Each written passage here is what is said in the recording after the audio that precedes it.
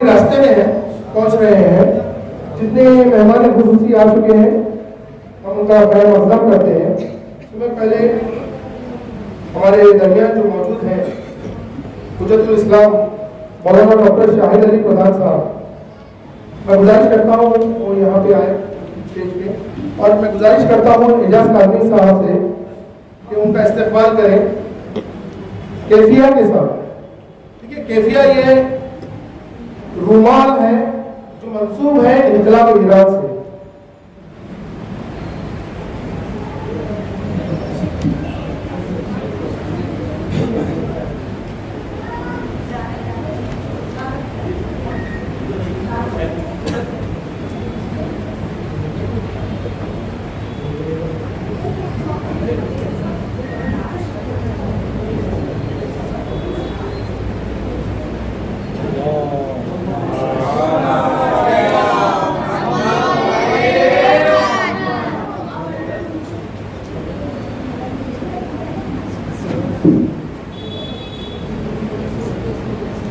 خیر میں مقدم کرتا ہوں جناب محمد حسین سورت والا مولانا صاحب کا.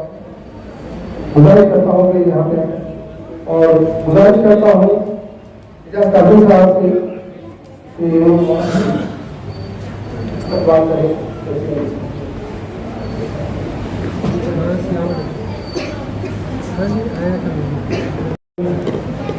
القصہ فاؤنڈیشن کے اراکین خصوصی طور پہ مولانا شاہد پردھان صاحب، مولانا سورت والا صاحب، افاق الرحمان صاحب اور ہمارے سجاد بھائی اور شفقت باجی، خاص طور پہ جو ون مین آرمی ہوتی ہے یہ ون وومن آرمی ہے کہ اس نوعیت کا پہلا پروگرام اس شہر میں ہو رہا ہے یوم الخلق 2026.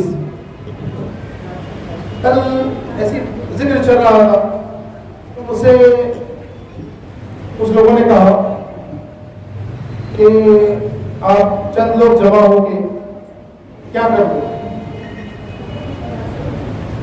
چھوٹا سا اجتماع کر کے کیا کر لو گے. تو میں نے جواب دیا کہ اس تیر کی طرح جب نارے نمرود روشن ہوا تھا ایک تیر اپنی چونچ میں کچھ بوند پانی لے کے بجھانے چلا تھا. سوال کیا گیا کہ کہاں نمرود کی آگ اور کہاں تیرے کچھ بوند. اس نے کہا جب حساب ہوگا تو میرا شمار آگ بجھانے والوں میں ہوگا، آگ جلانے والوں میں نہیں. اسی طرح ہم یہ پروگرام لے کے یہ اعلان کرتے ہیں کہ ہم ظالم کے خلاف ہے اور مظلوم کی حمایت میں پروگرام لے رہے ہیں. عزیز محترم، اب میں دعوت دیتا ہوں جناب علی رضا کاظمی صاحب کو کہ وہ پروگرام کا مختصر سا تعارف کرائیں. بسم اللہ الرحمن الرحیم. السلام علیکم. میں علی رضا کاظمی. آج ہم یہاں یوم القدس کے موقع پر جمع ہوئے ہیں جو ماہ رمضان المبارک کی آخری جمعے کو منایا جاتا ہے. یہ دن صرف فلسطینیوں کا نہیں بلکہ تمام امت مسلمہ کے اتحاد اور غیرت کا دن ہے. یوم القدس امام خمینی کی ایک ایسی پکار ہے جو مظلوم فلسطینیوں کی آواز بن کے گونج رہی ہے. بیت المقدس جو مسلمانوں کا پہلا قبلہ اور انبیاء کی سرزمین ہے وہ آج دشمن کے ناجائز قبضے میں ہے.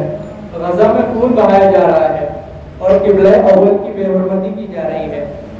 یہ دن ہمیں یاد دلاتا ہے کہ ہم خاموش تماشائی نہیں بن سکتے. یوم القدس ہمیں کیا پیغام دیتا ہے؟ یوم القدس ہمیں 3 پیغام دیتا ہے: اتحاد، حمایت اور بیداری. اتحاد یعنی کیا؟ تمام مسلمان حکومتوں اور عوام کو متحد ہو کر غاصب کے ہاتھ روکنے ہوں گے. حمایت یعنی کیا؟ فلسطینی عوام کی جنگ آزادی کی حمایت کرنا ہم سب کی شرعی اور اخلاقی ذمہ داری ہے. بیداری یعنی کیا؟ ظلم کے خلاف کھڑے ہونا اور حق کی آواز بلند کرنا، کیونکہ خاموشی ظالم کو طاقت دیتی ہے.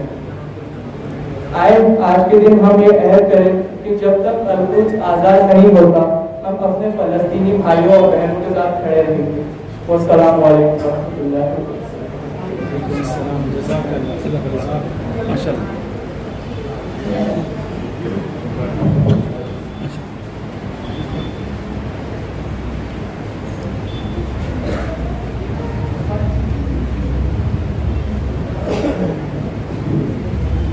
प्रोग्राम को अपने माध्यम में लेके चलते हैं।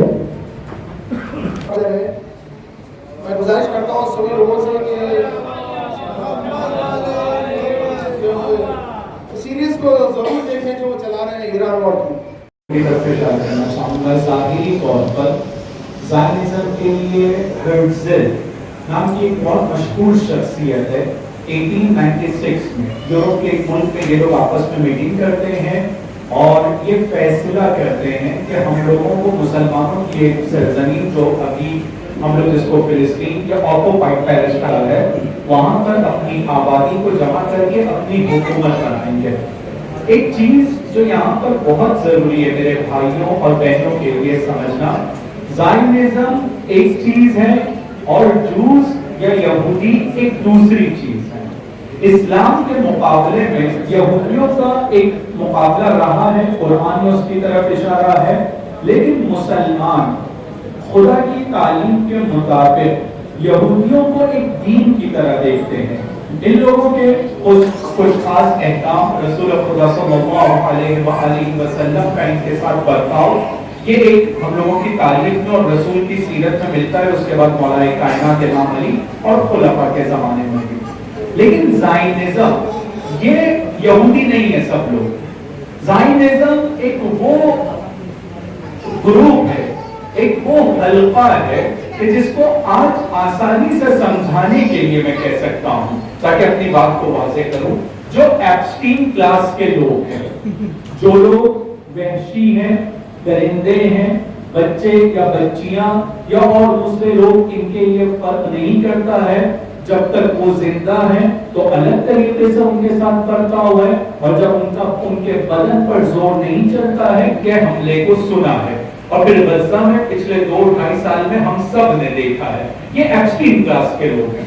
इनकी मंशा ये है कि दुनिया पर इनकी हुकूमत हो, इनकी मंशा ये है कि हर ताकत का सोर्स इनके कब्जे में हो और ये जब जिसको चाहें ये वहां पर हुकूमत को बरकरार रखें और हुकूमतों को चलाने में अपना किरदार अदा करते हैं, कभी पैसे के जरिए से, कभी शहवत के जरिए से, कभी डराने और धमकाने के जरिए से। हो सकता है कि एक ज़ायनिस्ट जो ज़ायनिस्ट है वो यहूदी भी हो, अपने आप को यहूदी कहता हो सकता है कि एक ज़ायनिस्ट हो लेकिन दीन के हिसाब से अपने आप को मुसलमानों के लिबास में पेश करता है। यानी ये बहुत ही इंपॉर्टेंट पॉइंट है इस पे। ज़ायनिज़्म एक आइडियोलॉजी है हुकूमत और ताकत को अपने कंट्रोल में रखने के लिए। हो सकता है कि क्रिश्चियन हो जैसे बुश, लेकिन वो ज़ाहिरी तौर पर अपने आप को क्रिश्चियन कहता है लेकिन हकीकत में वो भी ज़ायनिस्ट है। तो ऐसे मुसलमान के भेस में भी ज़ायनिस्ट मिल सकते हैं, यहूदी के भेस में भी जैसे नेतन्याहू ये ज़ायनिस्ट है, मुसलमान के भेस में भी ज़ायनिस्ट मिल सकते हैं। ये लोगों ने क्या किया कि 1896 के बाद एक जगह के ऊपर कब्जा करते हैं और कब्जा भी बहुत बेदर्दी के साथ में। वो ये कि मसलन जो घर वहां पर घर आबाद थे, खानदान आबाद थे, उन खानदानों को और घरों को खाली करवाया गया इंग्लैंड की मदद से। और चूंकि तकरीर में इशारा किया जा चुका है, अब्दुल साहब ने तकरीर में इशारा किया था बिलफोर्ड की तरफ के एक डिक्लेरेशन था। ये एक हिस्टोरिकल बात है, अगर जरूरत रही है मुझे यकीन है और दूसरे मेरे यहाँ पे दोस्त और बुजुर्ग जो बैठे हैं वो मदद करेंगे। एक फैसला किया जाता है डिक्लेरेशन कि फौजी ताकत इंग्लैंड की और उस फौजी ताकत के साथ में वो सियासी एजेंट है ज़ायनिस्ट का, ये दोनों एक तरफ एजेंडा और एक तरफ ताकत को मिलाकर उस्मानी हुकूमत को कमजोर और आखिर में उसका खात्मा। उसके बाद में क्या किया गया, उन इलाकों में जहां मुसलमान रहते थे उनको घरों से निकाला गया और उन घरों को ज़ायनिस्ट लोगों को दिया गया और बाहर से लोगों को जो दावत दी गई है उन लोगों को वहां पर बसाया गया। अभी 80 साल गुजरने के बाद में वो लोग क्या कहते हैं, मैं अपने छोटे भाई और बहनों से खासतौर पे एक सवाल के साथ में इस बात को, मसलन मिसाल के तौर पर मैं आपके घर पर आऊं, घर में रहने वालों को मार धाड़ करके उनको घर से निकालूं और निकालने के बाद कहूं कि अब ये मेरा घर है, क्या इस तरह का ये काम करना उस घर को मेरा घर बना देगा? सब कहेंगे नहीं। एक सवाल इसके बाद में, अगर मैं 10 साल उस घर में रह लेता हूं तो मेरा घर हो जाएगा वो? 100 साल अगर मैं उस घर में रहूंगा तो मेरा घर हो जाएगा? नहीं। चाहे कितना ही मैं वहां पर क्यों ना रह लूं, मिल्कियत मेरे रहने से बदलने वाली نہیں ہے. تو یہ لوگوں کا اب کلیم یہ ہے کہ ٹھیک ہے 1948 میں ہم نے یہ گھوشت کر دیا کہ یہاں پر ایک زائنسٹ حکومت بن گئی ہے اور اب ہم نے اس کا گھر لے لیا تو بھول جاؤ پرانے مسئلوں کو, اور اس کے ساتھ میں وہ بھلانا چاہتے ہیں. لیکن جو عزت والے ہوتے ہیں, جو خدا والے ہوتے ہیں, جن کے لیے عزت امپورٹنٹ ہے, کیونکہ عزت خدا کی ہے, عزت اللہ کے رسول کی ہے, عزت مومنین کی ہے, ممکن ہے کہ کسی وجہ سے وہ فوراً ریئیکٹ نہ کر پائے ہوں, کیا اس وقت کی ظالم طاقتوں کے مقابلے میں خدا ان کا امتحان لے رہا ہو. لیکن پچھلے 2-2.5-3 سال میں غزہ کے چھوٹے چھوٹے بچوں کا خون چلا چلا کر یہ کہہ رہا ہے کہ ہو سکتا ہے کہ ہمارا خون تو بہایا جائے گا لیکن ہمارے مقصد سے ہم کو رکایا نہیں جا سکتا ہے. تو یہ زائنزم یہ 1896 میں ظاہری طور پر اس کے ایجنڈے کو سیٹ کیا گیا ہے اور 1970 میں بلفور ڈکلیریشن کے ذریعے سے اس کو فوجی مدد ملی ہے اور 1948 میں ایک پہلا ملک گھوشت کیا گیا ہے جس کو ہم لوگ کہتے ہیں آکوپائڈ پیلسٹائن, مقبوضہ فلسطین. یہ تعبیر بہت امپورٹنٹ ہے ہم لوگوں کی آئیڈیالوجی کے لیے. مولانا آپ کو واضح ہو گیا ہے. بسم الله الرحمن الرحيم الحمد لله وكفى وسلام على عباده الذين اصطفى.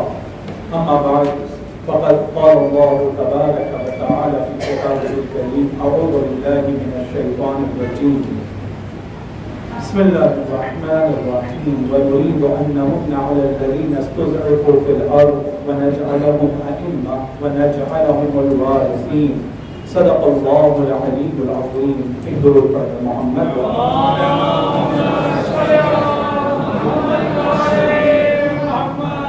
اس سے پہلے کہ میں اپنی طرف سے کچھ نکات آپ حاضرین کی خدمت میں پیش کروں, رائز پر اور اسٹیج پر موجود بزرگ ہستیوں کا استقبال کرتا ہوں اور اپنی طرف سے ان لوگوں کو السلام علیکم ورحمۃ اللہ وبرکاتہ اور آپ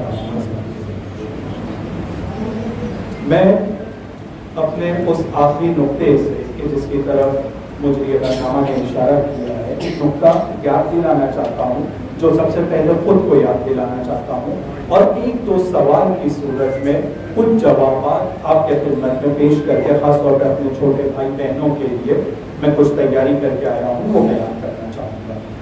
2011 میں مجھے مولانا شاہد پردھان صاحب کے ساتھ اس بات کی توفیق اور یہ موقع ملا تھا کہ میں غزہ جا سکا تھا. جب 2011 میں جب غزہ جانا ہوا تھا تو اسماعیل ہنیہ اس زمانے میں وہاں کے پرائم منسٹر تھے اور اس زمانے میں غزہ کی منتخب حکومت اصل میں حماس کے ہاتھ میں تھی. 2006 کے الیکشن اور وہ ایک پورا سینیریو اور پوری تاریخ ہے جو آپ لوگوں کی نظروں کے سامنے ہوگا, لیکن میں کچھ اہم نقطے کی طرف اس میں سے اشارہ کرنا چاہتا ہوں. جب 2011 میں اسماعیل ہنیہ شہید سے ملاقات ہوتی ہے اور وہاں پر ایک پروگرام کو آرگنائز کیا جاتا ہے تو آپ لوگوں کو سن کر تعجب ہوگا کہ ہم لوگ پرائم منسٹر کے آفس میں بیٹھے ہوئے تھے اور شاہد بھائی اس کے شاہد اور گواہ ہیں کہ وہاں پر اچانک لائٹ چلی جاتی ہے. جب لائٹ جاتی ہے تو ہم لوگ ایک دم تعجب سے پرائم منسٹر کے آفس میں لائٹ جانا یہ ایک انہونی سی بات ہے عام طور پر.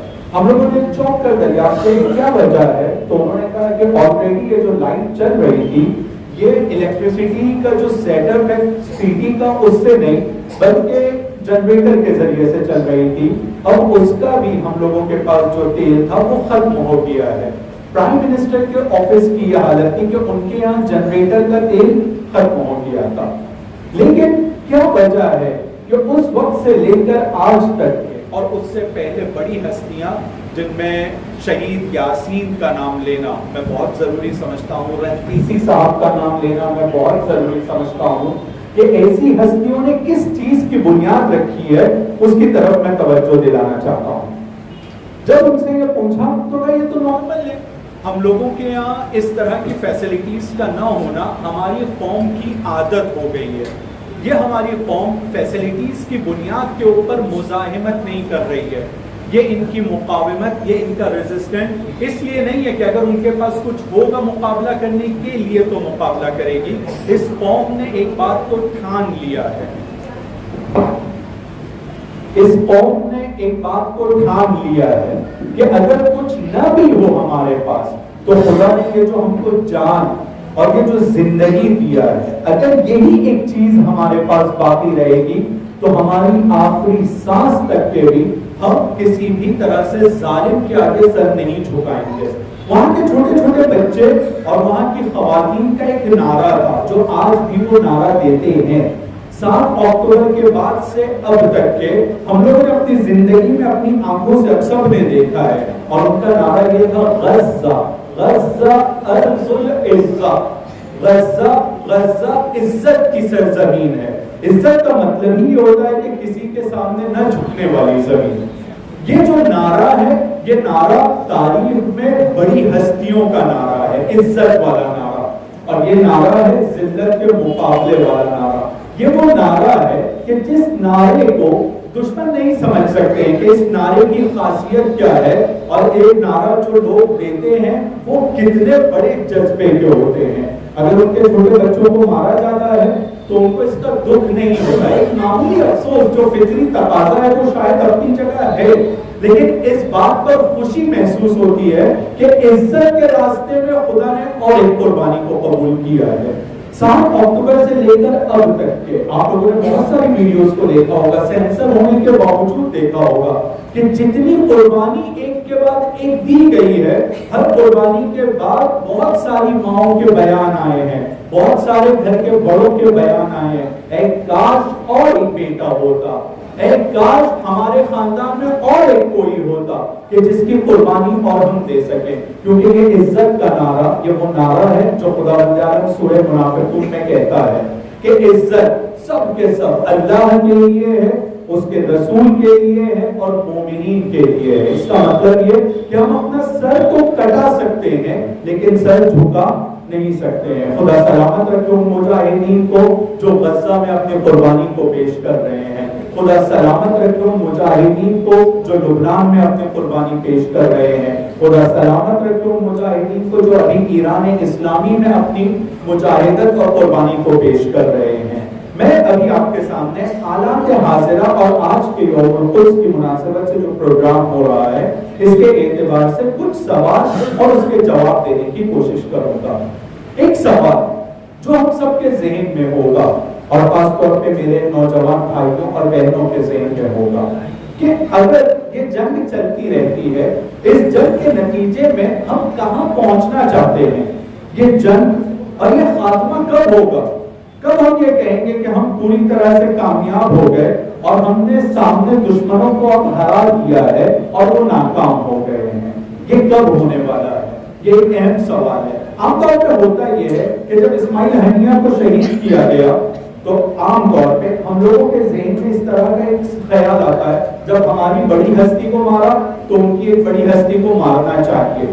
ہمارے یہاں قاسم سلیمانی کی شہادت ہوئی تو یہ خیال آیا کہ بدلے میں اب کوئی، اور اب جو شہادت ہوئی ہے آیت اللہ کاملین کی شہادت، مقام معظم رہبری کی شہادت، کہ لوگ واقع مظلومانہ شہادت ہے۔ روزے کی حالت میں جس طرح سے ان کو ان کے گھر پر حملہ کر کے مارا گیا ہے، یہ سامنے والوں کی شجاعت نہیں، ان کی بزدلی کی علامت ہے۔ ان کا کوئی بڑا کارنامہ نہیں ہے، ان کی بربریت کی نشانی ہے جو وہ کھل کر پوری طرح سے آ گئے ہیں۔ تو اس کا بدلہ کیا ہوگا؟ کب آپ کہیں گے کہ کامیاب ہو رہے ہیں؟ تو اس کا میں آپ لوگوں کی خدمت میں جواب دینا چاہتا ہوں۔ مجھے پتا ہے کہ بہت سارے لوگوں کو بیان کرنا ہے اور آپ لوگوں کو ان سے انشاءاللہ فائدہ اٹھانا ہوگا، تو میں اپنی بات کو مختصر کروں گا۔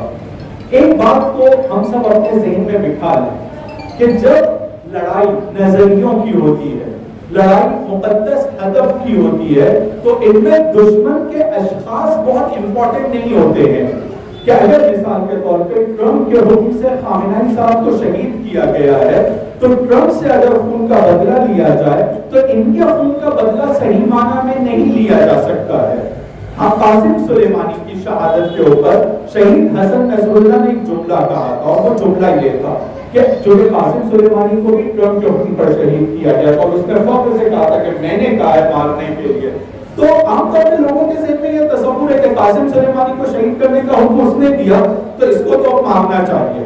فرض کیجئے کہ مار بھی دیا جائے، حکومتوں نے یہ اعلان کیا ہے، آفیشلز نے یہ اعلان کیا ہے کہ وہ ٹارگٹ لسٹ پر ہے، وہ ٹارگیٹ لسٹ پر ہے، وہ بہتر جانتے ہیں کہ ان کو کیسے اس کام کو کرنا ہے. لیکن میں اپنی طرف سے اس بات کو اور اتفاق سے یہ آئیڈیالوجی کے حساب سے میں بات کو رکھنا چاہتا ہوں کہ ایک شخص کو مارنے کے بدلے میں جو ہمارے لیے بہت محترم شخصیت ہے، باعظمت شخصیت ہے، لیکن ان کے مارنے کے بدلے میں ہمارا بدلہ اصل میں یہ نہیں ہے کہ سامنے والی ایک شخصیت کو مارا جائے، کیونکہ یہ سامنے والی شخصیت حسن نصر اللہ کہتے ہیں کہ یہ قاسم سلیمانی کے جوتے کی نوک کے برابر بھی نہیں ہے. اگر ٹرمپ کو مار بھی دیا جاتا ہے تو کیا ہم لوگ کا دل مطمئن ہوگا کہ قاسم سلیمانی کے خون کا بدلہ لیا جا چکا ہے؟ نہیں ہوگا. کسی کا دل مطمئن نہیں ہوگا، کیونکہ یہ پاک و پاکیزہ ہستی، اسلام کے لیے لڑنے والی ہستی، خدا کے لیے لڑنے والی ہستی، بیت المقدس کی آزادی کے لیے لڑنے والی ہستی. اتفاق سے شہید اسماعیل ہنیہ نے ان کی شہادت میں ایک جملہ کہا تھا کہ قاسم سلیمانی کو آج میں ایک تمغہ دینا چاہتا ہوں، اور وہ تمغہ یہ دینا چاہتا ہوں کہ میں کہنا چاہتا ہوں یہ شہید القدس ہے. قدس کے راستے میں جو شہید ہوا ہے، جس کا مرتبہ اتنا بڑا ہو کہ اس کو شہید القدس کہا جائے، کیا ٹرمپ کے مارنے سے ان کا خون کا بدلہ ہو جائے گا؟ نہیں ہو سکتا ہے. تو ہم لوگ اپنے ذہن میں انتقام والے کانسیپٹ کو بٹھا لیں. ہم لوگوں کیا اگر یہ تصور ہے، ہم لوگ کو جب یہ خبر دی جاتی ہے کہ مثلا قاسم سلیمانی شہید کر دیے گئے، فلاں بڑی ہستی کو شہید کر دیا گیا، حسن نصر اللہ شہید کر دیے گئے، امام خامنی شہید کر دیے گئے، تو ان کا بدلہ کسی ایک کو مارنے کے ذریعے سے نہیں ہے، پوری طاغوتی طاقتوں کو، پوری شیطانی طاقتوں کو، اور ان کے جتنا دار و دستہ اور جتنی ان کی فوج اور جتنا ان کی مضبوطی اور جتنے ان کے بیسز ہیں، اس ایک شہادت کے بدلے میں سب کو اکھاڑ کر پھینکنا ہے ہم کو. یعنی ان کا انتقام ایک شخص کو مارنے سے نہیں ہے، ان کا انتقام ایک پروسیس کا نام ہے. کسی فرد کو مارنا ان کے بدلے میں یہ انتقام نہیں ہے، انتقام ایک پروسیس کا نام ہے. لہٰذا ہم لوگوں کو بہت جلد بازی میں انتقام نہیں دیکھنا ہے، ہمیں صبر کے ساتھ، حوصلے کے ساتھ، اپنی دعاؤں کے ساتھ. واقعی ماہ مبارک رمضان میں یہ جو بچی ہوئی راتیں ہیں اور یہ جو بچے ہوئے دن ہیں، اور اس کے بعد میں بھی ہم کو خدا بند عالم سے یہ دعا کرنا ہے کہ خدایا ہم لوگوں کے لیے بہت غمناک اور بہت افسوسناک ہے کہ اس طرح کی شہادت کو ہم نے اپنے دیکھا اپنے زمانے میں اور اس خبر کو سنا ہے، لیکن ہم لوگوں کے لیے صحیح معنی میں خوشی کا وقت ہوگا جب ہمیں یہ خبر ملے کہ آہستہ آہستہ یہ پورا سسٹم، یہ پوری طاغوتی طاقتیں ایک کے بعد ایک نابودی کی طرف جا رہی ہیں. ان کے پنجے اس علاقے سے اکھڑ رہے ہیں، ان کے وہ پنجے کہ جو مسلمانوں کے درمیان اختلاف ڈالنے کا کام کرتے تھے، جو مسلمانوں کو ایک دوسرے سے لڑا کر اپنی حکومت کو مضبوط کرنا چاہتے تھے، ان کے پنجوں کا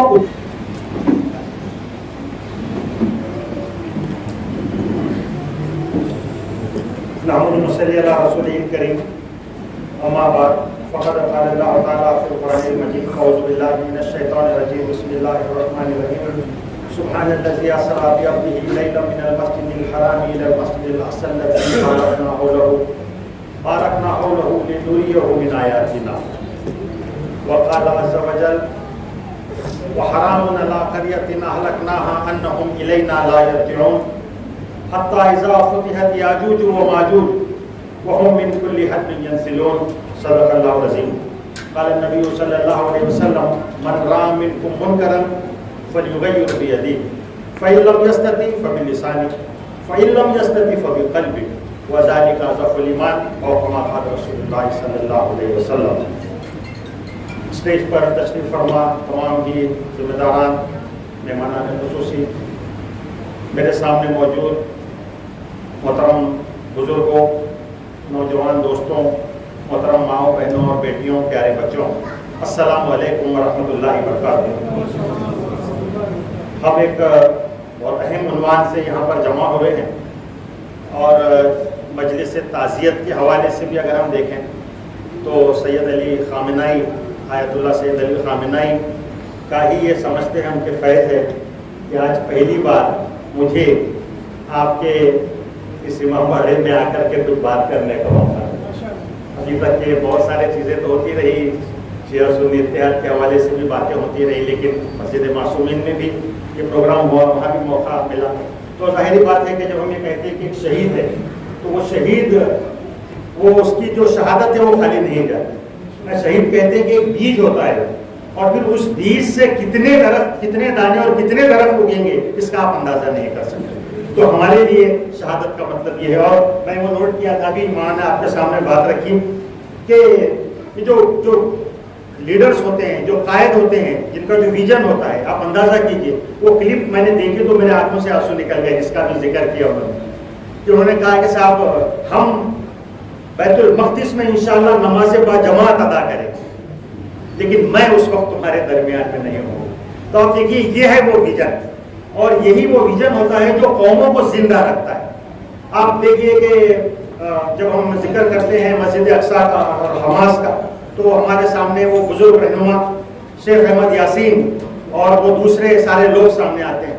ابھی ایک پیشن گوئی ان کی بہت گردش کر رہی ہے. انہوں نے کہا تھا کہ انشاءاللہ اسرائیل 1927 تک ختم ہو جائے گا, اس کی جو طاقت ہے. آپ دیکھیے اللہ تعالیٰ لوگوں کو ایسا ایک ویژن دیتا ہے, تو ایسے ہی ویژن سے آراستہ وہ لوگ ہوتے ہیں جو قوموں کو بیدار کرتے ہیں. بیداری کا یہ جذبہ ہمارے اندر انہوں نے پیدا کیا. تو اس حوالے سے آج ہم جمع ہیں کہ آیت اللہ خمینی نے آیت اللہ خمینی نے یہ جو یوم القدس کا یہ کنسیپٹ پیش کیا, اور بہت سارے لوگ پہلے مزاحمت کرتے تھے, الگ الگ طرف سے پروٹیسٹ ہوتے, الگ الگ یہ ہوتے, تو کہا کہ نہیں ہم سب مل کر کے ایک ساتھ ہم پروٹیسٹ کریں گے اور مسجد اقصی کے لیے ہم سب مل کر کے اس بات کا احساس کریں گے جس بیداری کی طرف ابھی آپ کے سامنے اشارہ کیا گیا کہ یہ انبیاء کی سرزمین جہاں پر حضرت سلیمان اور داؤد علیہ السلام نے حکومتیں کی, جس کے بارے میں قرآن بار بار بارک نہ ہو لہو کہتا ہے, وہ سرزمین جہاں اہل شام کا بگاڑ کہا کہ امت کا بگاڑ ہے, وہ سرزمین جو جہاد کی سرزمین کہلائی, وہ سرزمین جس کے بارے میں اللہ کے رسول صلی اللہ علیہ وسلم نے فرمایا کہ میرے امت کا ایک گروہ ہمیشہ اللہ کے راستے میں جہاد کرتا رہے گا اور ان کے اوپر کوئی غالب نہیں ہو سکے گا. ایک گروہ ہوگا دوسرا کھڑا ہوگا, ایک کے بعد دوسرا. آپ دیکھیے اس طرح کی یہ ہماری ایک شاندار تاریخ, اس کی روایت کو زندہ رکھنا یہ ہے اصل چیز. اور پھر یہی بات ہے کہ یہ جو معرکہ ہے حق اور باطل کا یہ جاری ہے. یہ آدم سے اور ابلیس سے اس کا آغاز ہوا تھا, اور پھر اس کے بعد آپ دیکھیں تو مختلف ادوار میں, چاہے وہ موسیٰ اور فرعون کی کشمکش ہو یا ابراہیم اور نمرود کی کشمکش ہو, یا علامہ نے کہا کہ ستیزہ کار رہا ہے ازل سے تائم روز چراغ مصطفی سے شرار بولے بھی. یہ معرکہ جاری ہے. ایک طرف حزب اللہ ہے اور ایک طرف حزب الشیطان ہے, ان کے درمیان میں معرکہ جاری ہے. اگر آپ حزب اللہ میں نہیں ہیں تو اس کا مطلب آپ حزب الشیطان میں ہیں. مفسرین نے بڑی اچھی بات انہوں نے کہا کہ حزب کا مطلب جماعت نہیں ہے, حزب کا مطلب آرگنائزیشنز نہیں ہے, حزب کا مطلب ایسا لشکر جو میدان جنگ میں ہے, برسرے پیکار ہے, فائٹنگ چالو ہے, ایسا گروہ وہ ہے. تو یہ یروشلم جس کو یہ پرانا شہر 6500 سال اس کہتے ہیں کہ اس کی تاریخ ہے, اور پھر اس کے بعد یہاں پر مختلف دور میں مختلف لوگ یہاں پر آتے رہے. اور آپ جانتے ہیں کہ پھر 1898 میں جب یہ لوگ یہاں پر ڈاکٹر تھیوڈور ہرس یہ جب یہاں پر آیا, founder of World Zionist Organization, تو اس نے کہا کہ ہمارا مسیحا تبھی آئے گا جب یہودی یروشلم میں آباد ہوں. اور پھر انہوں نے اس کے لیے کام کیا. آپ جانتے ہیں 1917 میں بالفور ڈکلیریشن کیا گیا, 1926 اور اسی دوران میں آس پاس سلطان عبدالحمید کو کچھ اماؤنٹ دی گئی, 20 ملین پاؤنڈز ان کو دیے گئے, اور انہوں نے یہ بات اس وقت کہی تھی, تاریخی جملہ کہا تھا کہ جب تک میں زندہ ہوں یہ نہیں ہو سکتا کہ فلسطین کی سرزمین کا 1 انچ بھی یہود کے حوالے کیا جائے, میں تمہاری ساری دولت پر تھوکتا ہوں. لیکن یہ سازشیں جاری رہی, کچھ اپنوں کی کچھ پیغام کی. علامہ نے کہا تھا نا, چاک کرتی سر کے نادانے خلافت کی گواہ, ساتھ کی اپنوں کی دیکھ اوروں کی عیاری بھی دیکھ. تو یہ جو عیاری اور مکاری تھی 12 وہ جاری رہی, اور پھر 1948 کے راؤنڈ اباؤٹ آتے آتے, اور پھر 1966 میں جب عرب یہ جنگ ہار گئے, اس کے بعد دھیرے دھیرے دھیرے یہ معاملہ اس طرح ہوتا گیا کہ ایسا محسوس ہوا کہ مسلمان پیچھے ہٹ رہے ہیں. اور یہ پورے جو سازشیں یہود کی تھی, یہ ایسا محسوس ہوا کہ یہ سازشیں ان کی کامیاب ہوتی چلی جا رہی ہیں. یہ یہودی جنہوں نے دنیا کو سیکولرزم کا پاٹ پڑھایا, یہ جو ہم فرقہ واریت کی بات کرتے ہیں, اس وقت سب سے بدترین فرقہ واریت آپ جانتے ہیں کیا ہے؟ سب سے بدترین فرقہ واریت میں نیشنز کا تصور ہے. سعودی عرب سمجھتا ہے کہ میں یہاں ہوں, بحرین سمجھتا ہے یہ فرقہ ہے, یہ فرقے ہیں یہ جو سمجھتے ہیں ایک دوسرے کو چھوٹے چھوٹے اس کے اندر بانٹ دیا خانوں کے اندر اور یہ لگے ہوئے ہیں آپس میں. یہ اتحاد کی جو بات ہوتی ہے نا ان کی فرقوں کے درمیان میں اتحاد کی بات ہے. باقی تو اتحاد انشاءاللہ ہو جائے گا. جو دین کے حوالے سے آپ کے سامنے بات آئی اس پر مسلسل کوشش ہو رہی ہے. لیکن انہوں نے کیا کیا, ہر ایک کو چھوٹے چھوٹے پنجرے دیے اور ہر ایک کو اس طاقت کو ایک امت مسلمہ ایک عالمگیر امت کا تصور جو اللہ کے رسول نے دیا تھا آئیڈیالوجی کی بنیاد پر جمع ہونے والی امت اس کو نیشن میں کنورٹ کر دیا. میں نے کہا زیادہ سے زیادہ آپ لڑیں گے, کیوں لڑیں گے ہمارے ملک کے لیے. یہ جو سیمنٹنگ فورس تھا جو ایمان جس کی وجہ سے وحدت قائم تھی اس کے جڑ پر حملہ ہوا. پھر آپ اس کے حوالے سے آپ دیکھیے کہ جہاں دوسروں کو سیکولرزم کا پاٹ پڑھایا, دوسروں کو کانسٹیٹیوشنز دیے, آپ خود ان کو دیکھیے.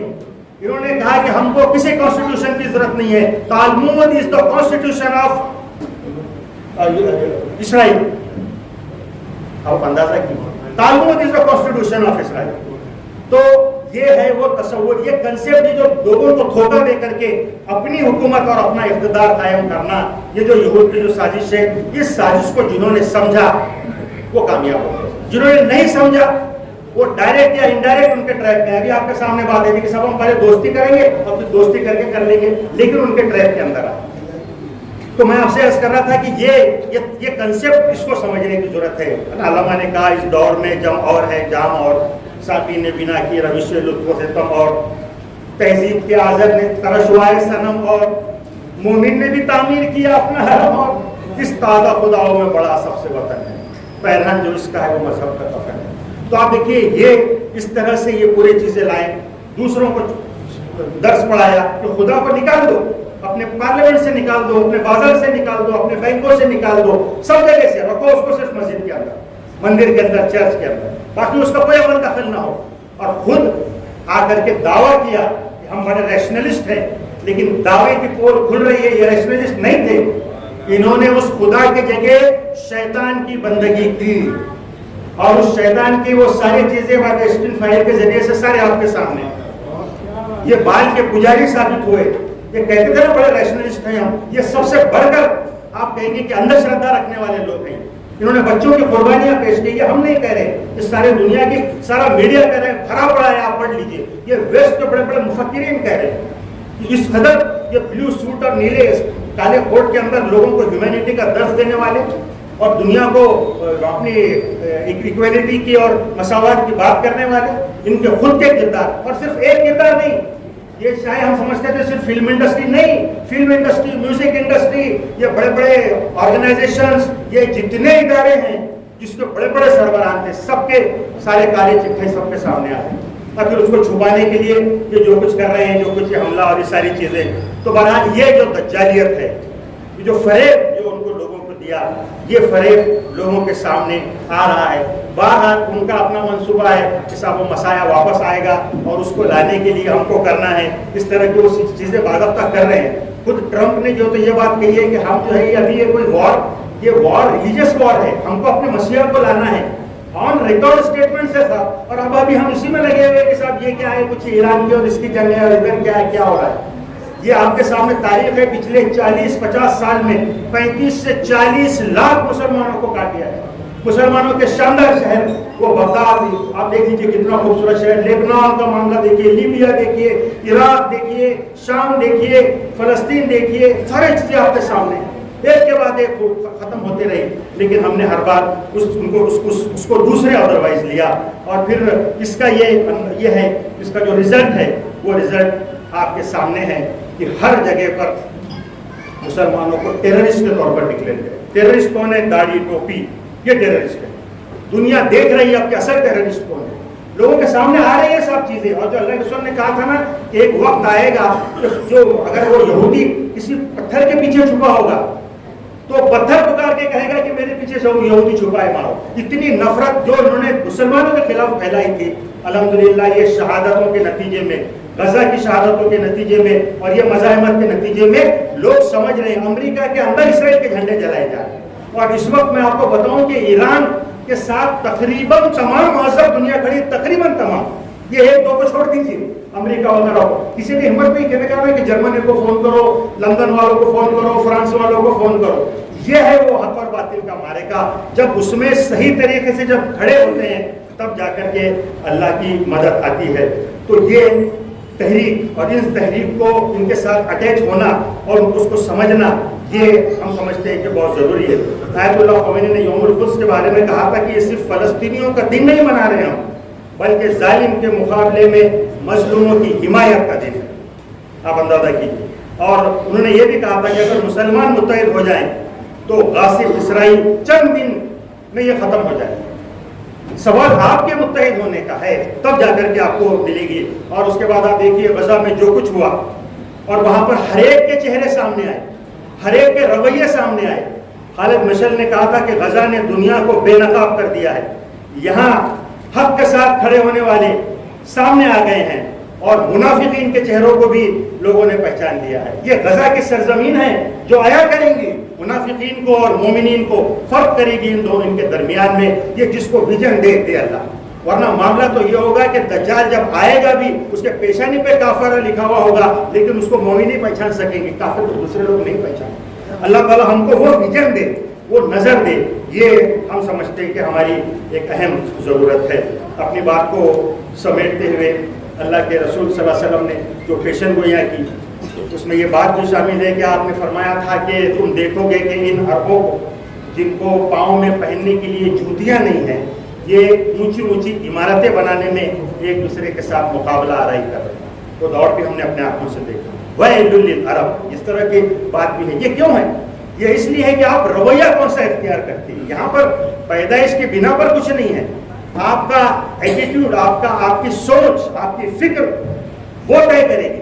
چاہے وہ کتنے ہی انی فضلتکم علی العالمین والی قوم ہونے دیجیے، جو اپنے راستے سے ہٹے گی تو جوتے پڑے گی. آپ دیکھیے دنیا کے سامنے یہ سارے لوگوں نے اس کو پیش کیا وہ آئیڈیالوجی کو.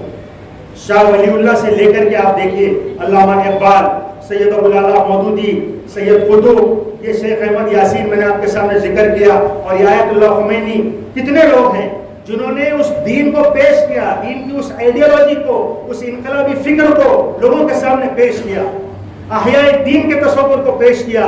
قبول نہیں کیا لوگوں نے. جو دعوت ان کی جہاں پر قبول نہیں ہوئی تو لوگ یہ کہتے ہیں واللہ عالم کہ جب معاملہ آئے گا عذاب کا، جب چھٹنی ہوگی تو یہ لوگ بازو ہٹائے جائیں گے جنہوں نے ان کی دعوت کو انکار کیا. یہ مجتہدین، یہاں آئموں اور مجتہدین مسلسل آتے رہے ہیں اور مسلسل اپنی دعوت کو پیش کرتے رہے ہیں. جب ان کی دعوت کے ساتھ میں مذاق کیا جائے گا اس کا انجام تو بھگتنا پڑے گا. اس کا انجام مسلمانوں پر بھی عذاب کی شکل میں آ سکتا ہے، جس بھی شکل میں بہرحال آئے. تو اس کیفیت کے ساتھ میں محترم حضرات ہم اپنے آپ کو تیار کرنا چاہتے ہیں. قرآن نے ہم کو ویژن دیا اور بتا دیا کہ کون کدھر ہے اور تم کو کدھر رہنا ہے. واضح طور پر بات کہی دی گئی تھی. تیل کا انعام تو دیا لیکن وہ سمجھے کہ ہمارا ہے، ہم اپنے عیاشیوں پہ خرچ کریں، ہم جو چاہیں کریں. یہ ڈوبتا ہوا ڈالر جو ختم ہو جاتا اس وقت، اگر اس کو تیل کی بیکنگ نہیں ملتی، ڈالر ختم ہو چکا ہوتا اور یہ بھی ختم ہو جاتا.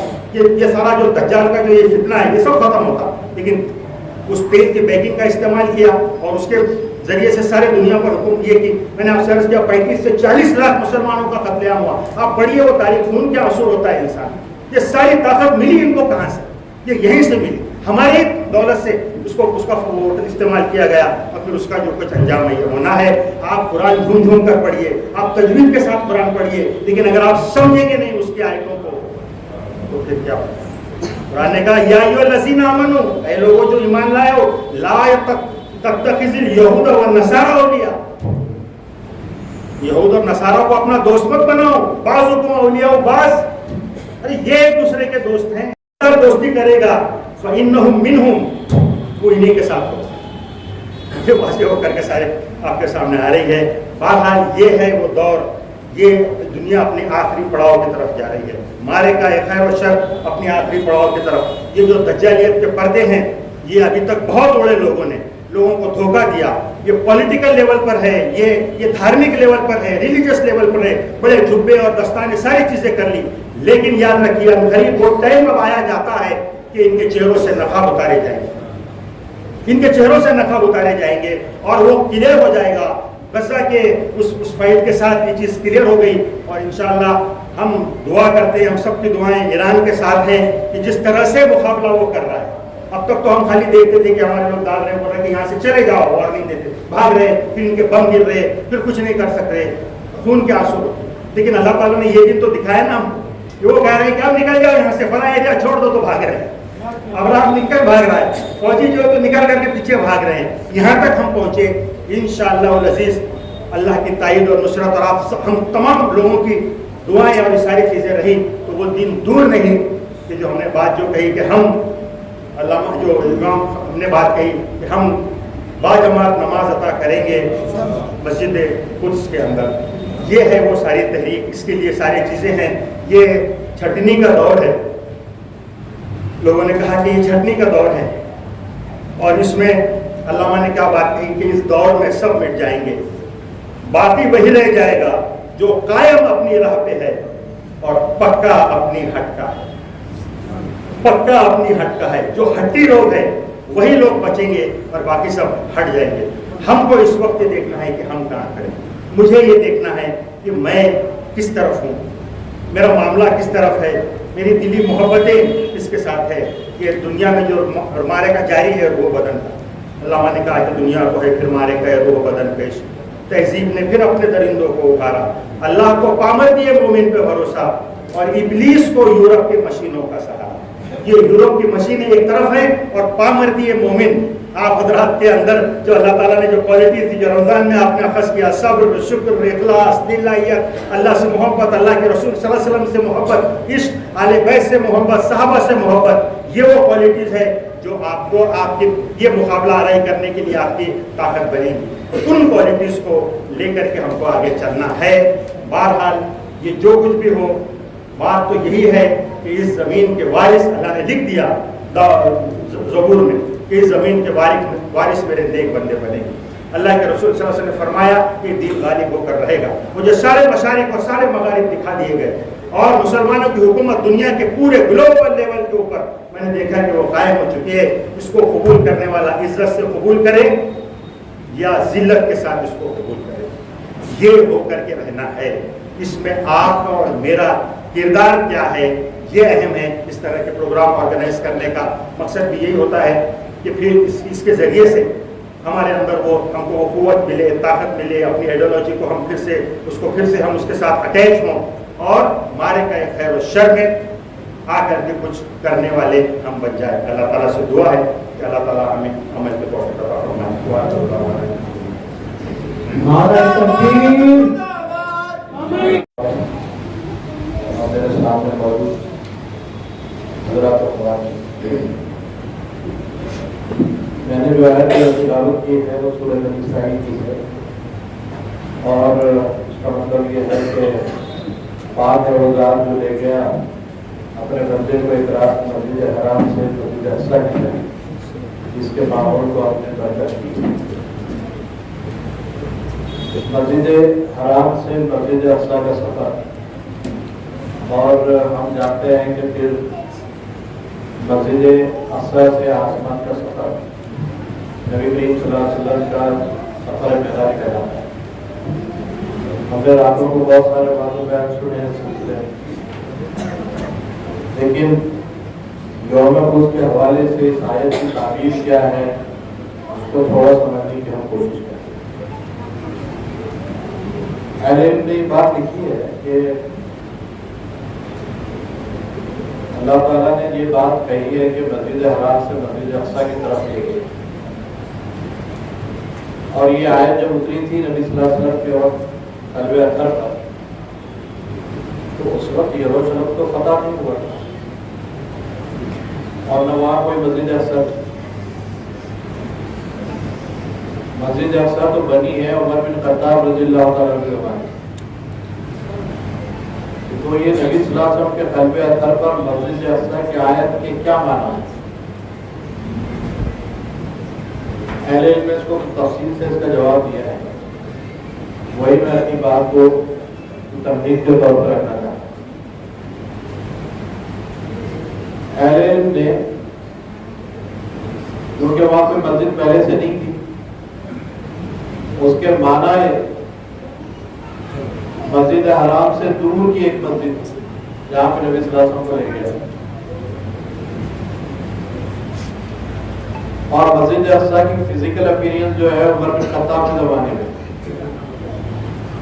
تو یہ آیت کا مفہوم جو اہل علم بتلاتے ہیں کہ مسجد جو آج کے معنی میں جس کو ہم مسجد سمجھتے ہیں وہ معنی نہیں ہے، بلکہ اس پورے بیت المقدس کے علاقے کو مسجد اقصی کہا ہے۔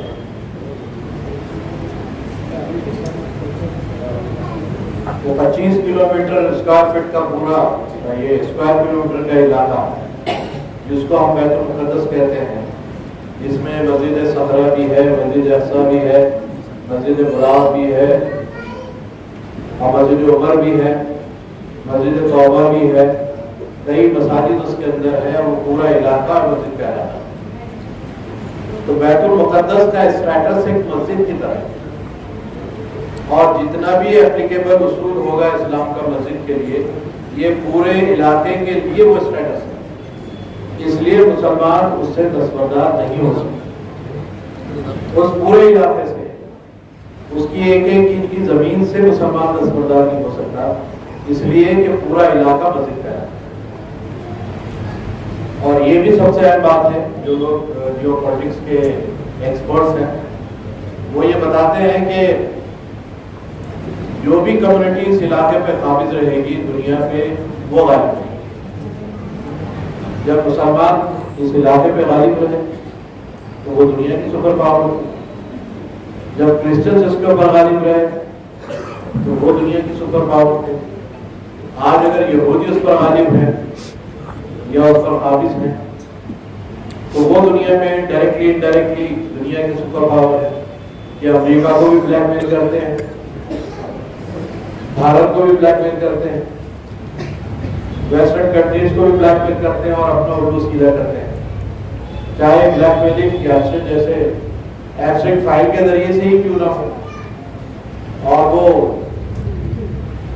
انسانی تاریخ کا سب سے بڑا جو جنسی اسکینڈل ہے جو آج رونما ہوا ہے اسی کے حوالے سے وہ بلیک میل کر کے اپنے ورچسپ کو باقی رکھے ہوئے ہیں۔ اور انشاءاللہ مسلمان جب بھی اس پہ غالب آئیں گے اور جب بھی یہ علاقہ ان کے قبضے میں آئے گا، مسلمان دنیا کے سپر پاور، اسے بات کو ہمیں بھولنا نہیں چاہیے۔ دوسری بات ہم یہ کہنا چاہتے ہیں کہ امام خمینی نے یوم القدس کے حوالے سے جو مسلمانوں میں بیداری پیدا کرنے کی کوشش کی، وہ الحمدللہ ایک انٹرنیشنل ایک ایونٹ بن رہا ہے۔ رمضان کا آخری جمعہ یوم القدس کے حوالے سے ایک انٹرنیشنل ایونٹ ہے جو ساری دنیا میں مسلمان ملی اتحاد، امتی اتحاد کے حوالے سے، بیت المقدس کے حوالے سے اتحاد کا ثبوت دیتے ہیں۔ یہ صرف شیعہ سنی اتحاد نہیں ہے، یہ متکبرین کا اور متطرفین کا جو کمزور لوگ ہیں ان کے ٹکراؤ کا بھی دن، جو لوگ اہل تکبر ہیں، جو دنیا کو اپنے حساب سے چلانا چاہتے ہیں اور آپ انصاف کے خلاف ان سے وہ کام لینا چاہتے ہیں، تو جو لوگ کمزور ہیں ان کے سامنے وہ کمزوروں اور یہ مغروروں کے بیچ کی لڑائی کا دن ہے۔ اور اس لڑائی کے اندر ہمیں امید ہے کہ جو کمزور بنا کر رکھ دیے گئے اللہ تعالیٰ ان کے نصیب میں کامیابی لکھ دے۔ سورہ قصص پڑھیے تو اس سے پتہ چلتا ہے کہ اللہ کا انعام، اللہ احسان کرنا چاہتا ہے ہم کمزوروں کے اوپر جو زمین پہ کمزور بنا دیے گئے، اللہ ان کو دنیا کا امام بنانا چاہتا ہے اور اللہ نے ان کو امام بنایا ہے۔ اس حوالے سے یوم القدس کو ہمیں دیکھنا چاہیے۔ امت مسلمہ کی یونٹی کا دن، شیعہ سنی کیا اور دوسرے مسالک اور جو مذہبی گروہ ہیں مسلمانوں کے، وہ سب کا یونٹی کا دن یہ بیت المقدس کے حوالے سے۔ ظاہر ہے کہ اس یونٹی میں اور اس اتحاد کے لیے جو چیزوں کی ضرورت ہے وہ ہمیں بڑھانے اور نبھانے کی ضرورت ہے۔ جب اس کی کمی محسوس ہوتی ہے اور اتحاد کے لیے ضروری جو چیزیں میسر نہیں ہوتی تو پھر ہمارے دعوے بڑے کھوکھلے ہو جاتے ہیں۔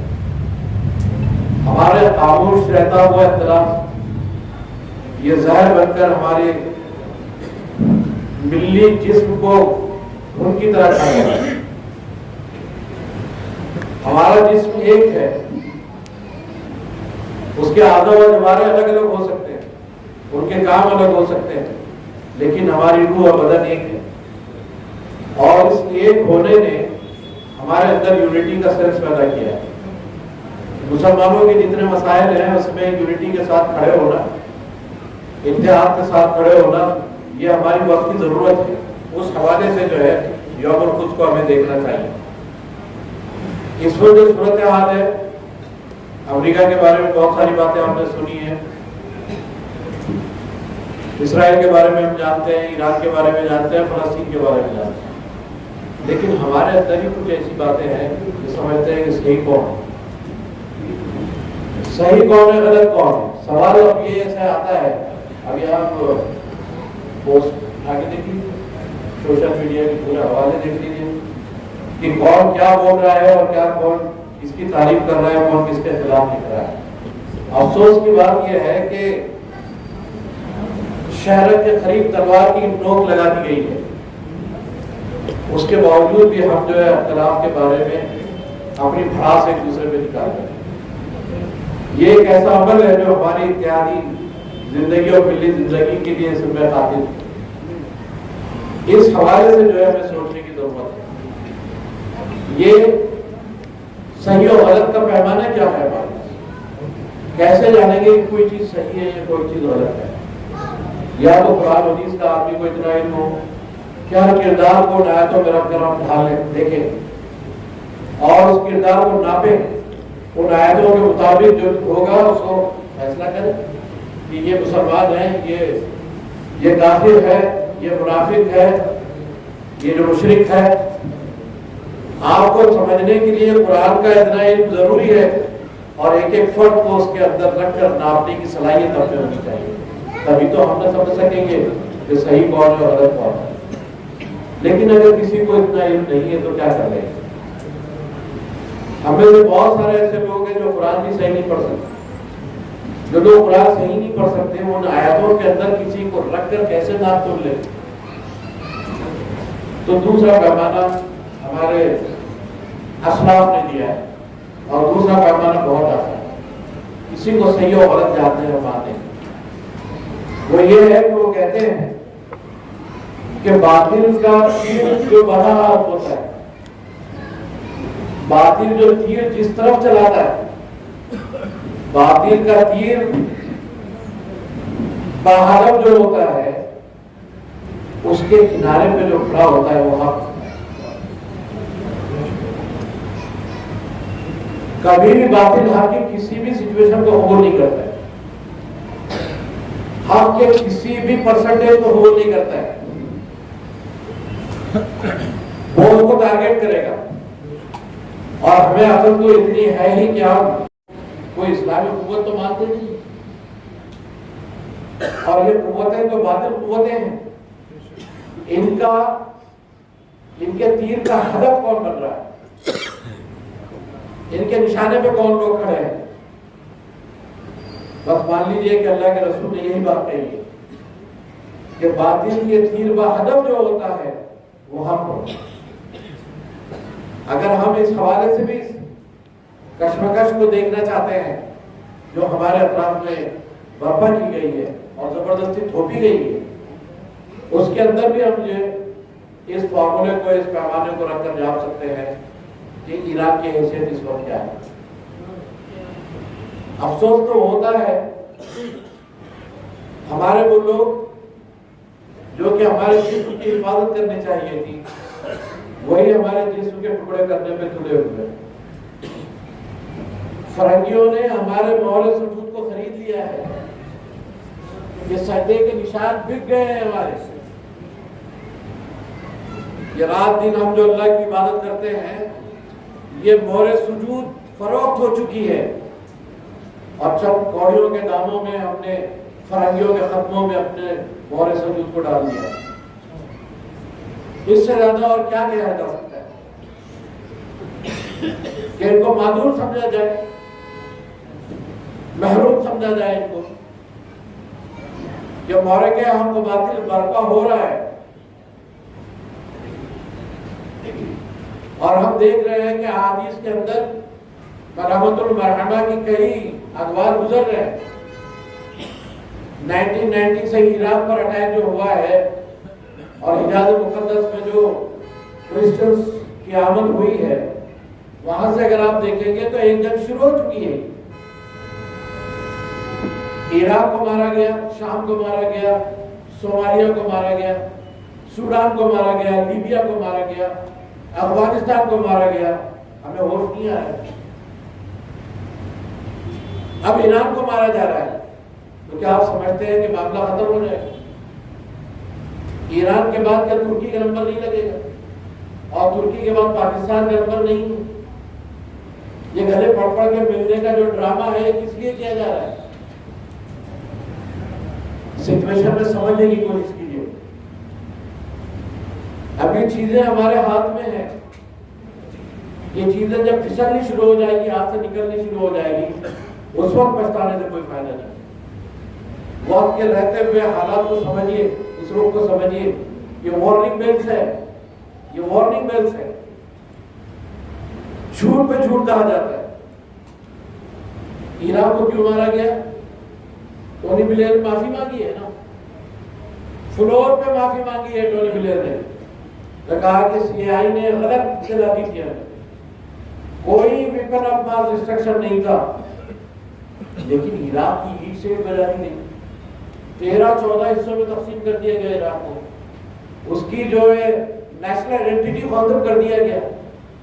آج عراق آپ نیشنل انٹرنیشنل میپ میں ڈھونڈ نہیں سکتے ہیں کہ کہاں ہے عراق. اور اس کا پیٹرول پی پی کر جو مسڈے ہوئے ہیں یہاں پر، روٹی کے بدلے میں تیل پی پی کر بھارت کی 200 کمپنیاں جو ہے دنیا کے مالدار ترین کمپنیوں میں شمار ہونے لگی.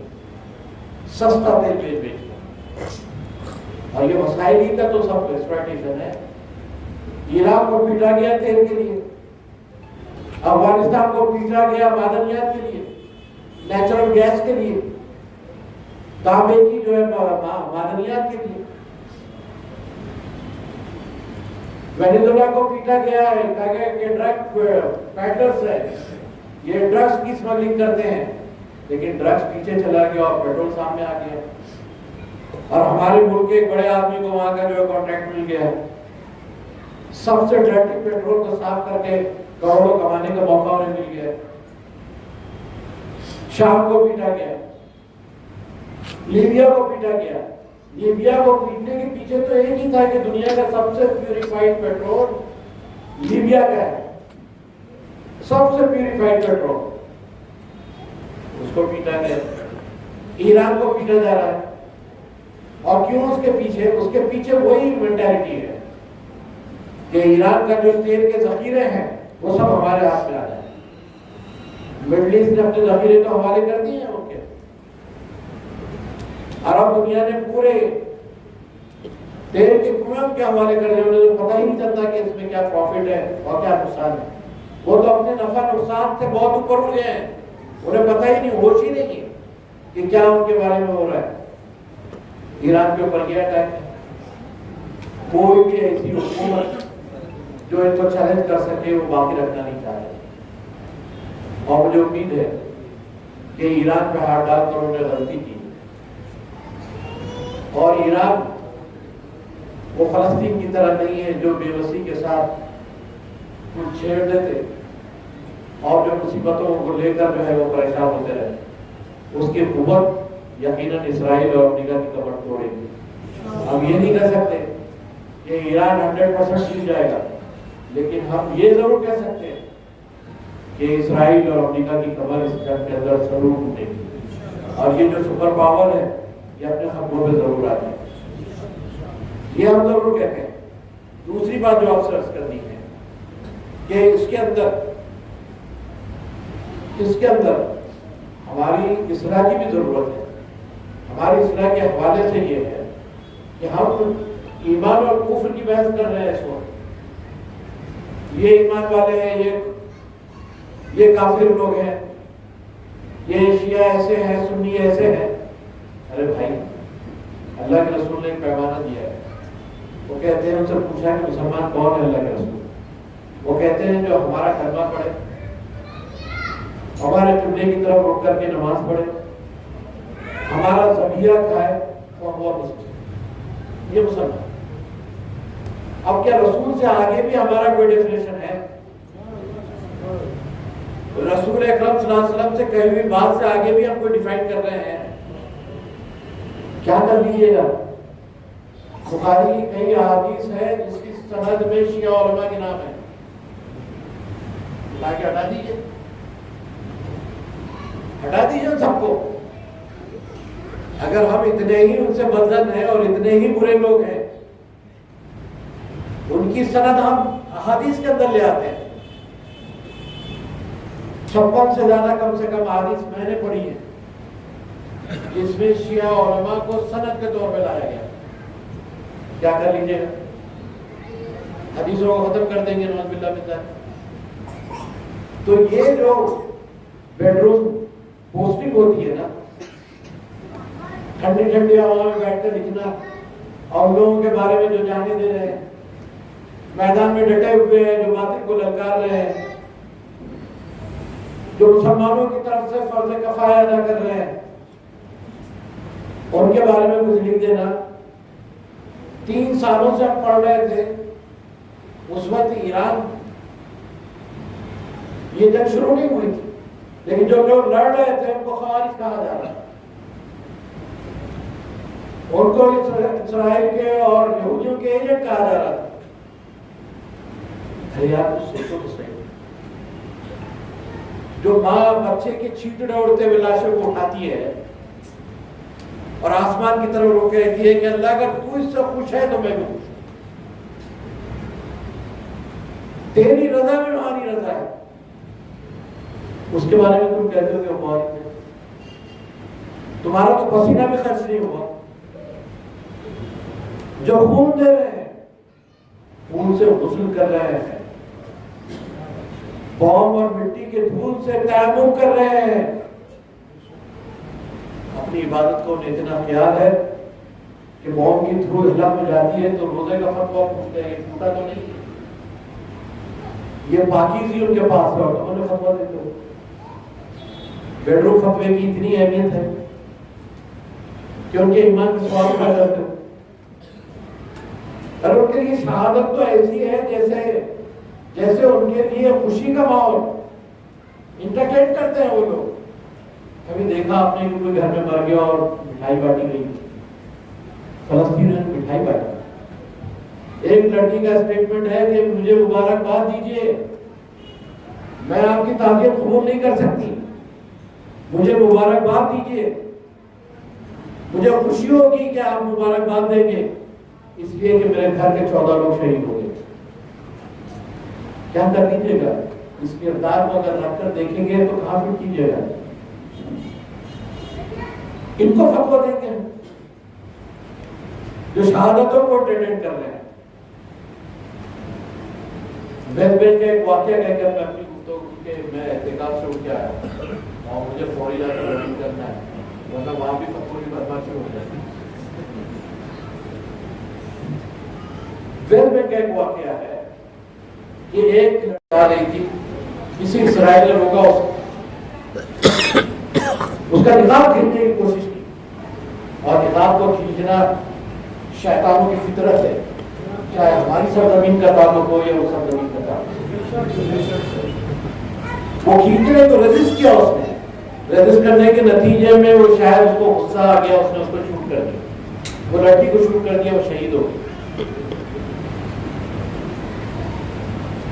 ایک فلسطینی لڑکا جا رہا تھا، اس نے دیکھا کہ مسلم لڑکی کو مار دیا ہے تو اس نے غصے میں آ کے اس کو مار دیا، وہ اسرائیلی مر گیا۔ اسرائیلی کے دوستوں نے دیکھا کہ یہ لڑکے نے مار دیا ہے تو 0 پوائنٹ سے اس کو شوٹ کر دیا، وہ لڑکا بھی شہید ہو گیا۔ اب یہ دونوں لاشیں اٹھا کر لائے، لڑکی اور لڑکے کی لاش مسجد میں لائی گئی ہے، اب دونوں کے باپ ملتے ہیں۔ اب یہ مکالمے کو دیکھیے آپ، جس سے زندگی کی حالات کا کچھ لطف کیجیے گا، اور جو زندگی اور موت کا جو فلسفہ ہے جو اہل ایمان کے پاس ہے وہ دنیا کے پاس نہیں ہے، اس کو ذرا اس سے ذرا سمجھنے کی کوشش کریں۔ لڑکے کا باپ لڑکی کے باپ کے پاس آتا ہے، کہتا ہے کہ اگر تم میری ایک بات سنو اور مان لو تو بہتر ہے۔ وہ پوچھتا ہے کہ کیا بات ہے؟ وہ کہتا ہے کہ میرے لڑکے کے لیے اپنی لڑکی کا ہاتھ دے دو، میں اسے نکاح کروانا ہے۔ لاشیں رکھے ہوئے دونوں۔ جسٹ امیجن شادی اور بیاہ کے معاملات کب طے ہوتے ہیں، کس ماحول میں طے ہوتے ہیں؟ لاشیں رکھے ہوئے وہ کہتے ہیں کہ اپنی لڑکی کا ہاتھ میرے لڑکے کے ہاتھ میں دے دو۔ وہ کہتے ہیں کہ یہ وقت ہے اس بات کرنے کا۔ وہ کہتا ہے کہ کیا تم نے قرآن نہیں پڑھا ہے جس میں کہا گیا ہے کہ جو لوگ اللہ کی راہ میں مارے جاتے ہیں وہ شہید ہوتے ہیں، انہیں موزہ نہ کرو، وہ اللہ کے پاس سے رزق پاتے ہیں، تمہیں اس کا شعور نہیں۔ دونوں کا نکاح ہوتا ہے، پھر اس کے بعد میں تدفین ہوتی ہے۔ مجھے نہیں معلوم کہ ان کا ملن کیا ہوگا، کیسے ہوگا، لیکن مجھے یقین ہے کہ جنت میں ضرور ہوگی۔ شہادتوں کو انٹرٹین کرنا، اس قدر زندگی سے اس کو جو ہے لگا لینا، یہ ہم نے 3 سال کے اندر کی۔ اور اب جو دور کا ہے یہ بھی اسی طرح کا ہے۔ زندگی اور موت کے فلسفے کو اس سے بہتر اور کوئی سمجھا نہیں سکتا ہے۔ امام حسین رضی اللہ عنہ کی شہادت نے شیعہ کمیونٹی کے اندر جو شہادت کا جذبہ بھرا ہے، شاید امریکہ اور اسرائیل کو اس بات کا سنیوں کے اس روح کو دیکھیے جو فلسطین کے حوالے سے ہے، اور انشاءاللہ آئندہ شیعہ کمیونٹی کے ایران کے حوالے سے اس کو دیکھیے گا کہ زندگی اور موت کا فلسفہ پلٹ کر ان کی سمجھ سے باہر ہو جائے گا، اور یہ اپنی لاشیں گنتے رہ جائیں گے، لیکن انشاءاللہ کوئی پیچھے نہیں ہٹے گا اپنی جان دینے سے۔ یہ جو حضرت امام کا واقعہ ہے، حضرت امام حسین کا، یہ شہادت کی ان چیزوں کی آبیاری کرتا ہے جس کے نتیجے میں کامیابی کے سوا کچھ حاصل نہیں ہوتا۔ ٹھیک ہے، یزید سے بظاہر کامیاب نہیں ہوئے، لیکن کیا ناکام ہو گئے؟ کیا اخلاقی برتری ہماری موجود نہیں ہے؟ کیا رہتی دنیا تک امام حسین رضی اللہ عنہ نشان نہیں بن گئے ہیں؟ ان غلطیوں کو درست کرنے کا، ان معاملات میں سوال اٹھانے کا، اس کے خلاف کھڑا ہونے کا ایک احتجاج کی دنیا وجود میں آئی ہے، ایک احتجاج کی دنیا وجود میں آئی ہے، اور ہر وقت جب بھی کوئی ٹیڑھ پیدا ہوگی، کوئی غلطی ہوگی، ظالم جب بھی کھڑے رہیں گے، حضرت امام حسین کے ماننے والے، چاہنے والے، ان سے عشق رکھنے والے، ان کی تعلیمات پہ چلنے والے سماج کو یہ ہم نہیں دے سکتے کہ وہ غلطی کریں۔ یہ جو امام حسین کی جو مثال ہے جو رہتی دنیا تک باقی رہے گی، یہ اسی کے نتیجے میں دنیا کی اصلاح ہو جائے۔ اور اس وقت جو بھی صورتحال ہو، ہم رمضان کے اس مہینے سے گزر رہے ہیں جس میں جنگ بدر کے احوال بھی ہم نے پڑھے ہیں، جس میں فتح مکہ بھی ہوئی ہے، ہم اللہ سے یہی دعا کر سکتے ہیں کہ پروردگار یہ جو معرکہ ہے، ہم یہ نہیں کہتے کہ مستقبل میں کیا لکھا ہے ہمیں معلوم، لیکن ہم ضرور یہ دعا کر سکتے ہیں کہ پروردگار بدر کے جیسا کوئی منظر دکھا، الہی کوئی فتح مکہ جیسا منظر دکھا۔ برسوں ہو گئے، صدیوں گزر گئی، یہ امت نے کامیابی کا کوئی منظر نہ سنا ہے نہ دیکھا ہے۔ ان کے اندر مایوسی پیدا ہوگی، ان کے اندر بے حسی پیدا ہوگی۔ یہ پروردگار ان کو جنگ بدر کی کامیابی کا منظر دکھا دے، ان کو فتح مکہ کی کامیابی کا منظر دکھا دے، ان کے حوصلوں کو بلند کر دے۔ اور یقیناً مجھے امید ہے کہ آپ کو باطل کا معرکہ جو بھی ہے، آدم جیسے والد صاحب نے کہا ہے کہ جو آدم اور ابلیس سے جب سے شروع ہوا ہے قیامت کے دن سورج نکلنے تک چلتا رہے گا، لیکن ہمیں جو واقعہ ہے کبھی حق غالب ہوگا، کبھی باطل غالب ہوگا، کبھی حق غالب ہوگا، کبھی باطل غالب ہوگا، لیکن جو کنٹرول ہونے والا مرحمت العظما، مرحمہ یا مرحمت کبریٰ جس کو کہا جاتا ہے، جو آخری معرکہ ہوگا، اس میں انشاءاللہ حق ہی کی جیت ہونے والی ہے۔ یہ پیشن ہوئی اللہ کے رسول کر رہی ہے۔ اس حوالے سے ہم مایوس نہیں، اور آیت اللہ کامنائی صاحب کے بارے میں ہم یہ نہیں کہتے کہ ہم ان کی تعزیت کر رہے ہیں، وہ شہید ہے، اور شہید زندہ ہوتے ہیں اور زندوں کی تعزیت نہیں کی جاتی. یہ ہمارے لیے انسپائریشن ہے, یہ ہمارے لیے پوری کمیونٹی کے لیے انسپائریشن ہے, امت مسلمہ کے لیے انسپائریشن ہے کہ حق کے لیے جان دینا, صحیح بات پہ ڈٹ جانا, اس کے لیے آخر تک لڑتے رہنا اور اسی میں اپنی زندگی کو کھپا دینا. یہ ایک ایسی سعادت ہے جو بہت کم لوگوں کو ملتی ہے. یہ امام کو بھی نصیب ہوئی ہے.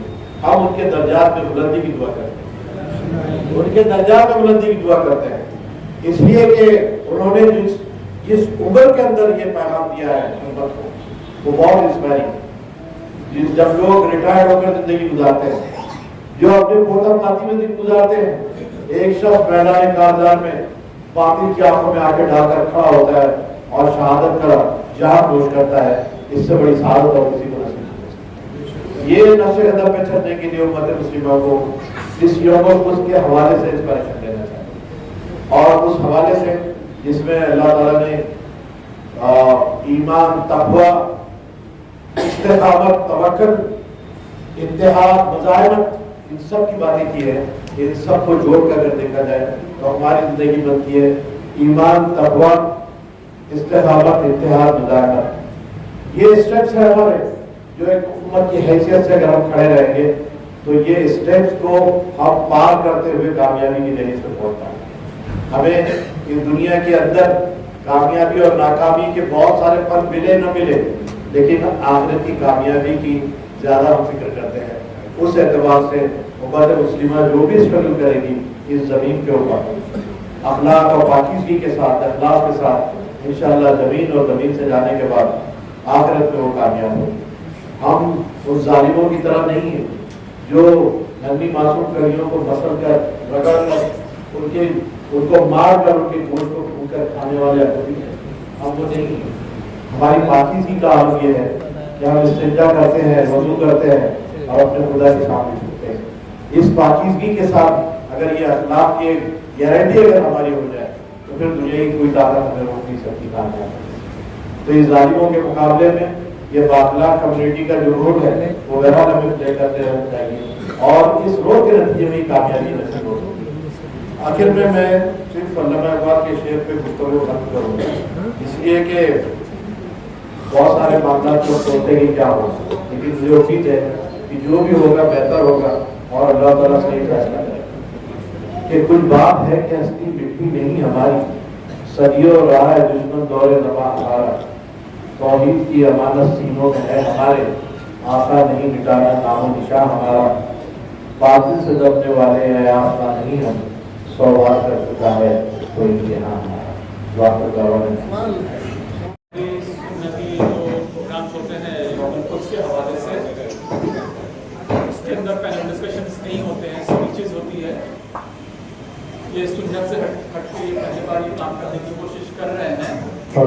اس کی بڑی وجہ یہ ہے کہ بہت ساری چیزیں جو کنیکشن ہمارا پیلسٹائن سے ہے, ہمارا جو پیلسٹائن سے کنیکشن ہے وہ ایموشنل کنیکشن ہے. ضروری ہے کہ ہمارے جوانان ایک انٹلیکچوئل کنیکشن کریٹ کریں پیلسٹائن کے حوالے سے, کہ پیلسٹائن کے ایشو کو سمجھیں, دشمن کو سمجھیں. جس سے جو ہم جوانوں سے ملتے ہیں, بات کرتے ہیں, پورے زندگی میں یہ بھی توفیق نہیں ہوگی کہ کم از کم ایک کتاب اٹھا کے فلسطین کے حوالے سے پڑھ لیں. اتنا بڑا اگر مسلم امت کا ایک مسئلہ ہے تو ہم نے کتنی کتابیں پڑھی ہے, کیا ہم جانتے ہیں. جیسے دشمن شناسی کی بات ہو رہی ہے, دشمن کو ہم کتنا جانتے ہیں, زائنزم کو کتنا جانتے ہیں, اور مسلم امہ کے جو مشکلات ہے اس کو ہم کتنا جانتے ہیں. تو یہ پینل ڈسکشن سے ہم یہ کوشش کریں گے کہ انٹلیکچوئل کنیکشن کریٹ ہو پیلسٹائن کے ساتھ میں, کہ ہم سمجھیں کہ پیلسٹائن کا مسئلہ کیا ہے, کتنے سال سے ہے, کب سے ہے. اوٹومن امپائر کا اگر سقوط ہو گیا تو یہ کتنی بڑی طاقت تھی فلسطین کے لیے, اس پہ جانے سے کتنا نقصان ہوا. ہمارے آج کا جو جوان ہے یہ ساری چیزوں سے واقف نہیں جانتا ہے. ضروری ہے کہ ہم اپنی تاریخ سے بھی کنیکشن رکھیں, تاریخ کو سمجھیں, اسلامی تاریخ کو سمجھیں کہ کیا کیا ہوا ہے, کیا کیا نہیں. اگر ہم کو آگے کی تاریخ تفصیل کرنا ہے تو ہمیں ضروری ہے کہ ہم آج جو ہمارے ساتھ میں ہوا ہے وہ سمجھیں اور اس کو ہم دور کرنے کی کوشش کریں. اور آہستہ آہستہ مضبوط ہوकर ایک تاریخ میں ایک روشن حصہ بننے کی کوشش کی. اسی لیے ایک پینل ڈسکشن رکھا گیا ہے اور یہ پینل ڈسکشن جو ہوگا وہ مسلم امہ کے حوالے سے ان کی رسپانسبلٹی کیا ہے پیلسٹین ایشو کو لے کر خاص کر اس کے حوالے سے اتحاد کتنا ضروری ہے اور یہ ساری چیزوں کو ہم کور کرنے کی کوشش کریں گے بہت جلدی. تو یہ ہمارا فرسٹ ٹائم ہے. انشاءاللہ جیسے ہم لوگ اور اس طرح سے پروگرامز کرتے جائیں گے تو سیکھیں گے اس کو اور ہم انشاءاللہ بہتر سے بہتر کرتے جائیں گے. آپ لوگ بھی جو لوگ دیکھ رہے ہیں انشاءاللہ ایک کوشچن سیشن ہوگا کہ جو آڈینس ہے وہ بھی کوشچنس کر سکے. آپ بھی اپنے کوشچنس کو تیار رکھیے, اگر بیچ میں لگتا ہے تو لکھ کر آپ بھیج سکتے ہیں اپنے سوالات کو. اور اگر آپ کا کوئی ایڈوائز ہے, کوئی سجیشنس ہے تو انشاءاللہ ہم لوگ آنے والے ٹائم میں اپنے پروگرام کو اور بہتر سے بہتر کرنے کی کوشش کر سکتے ہیں. بہت بہت شکریہ.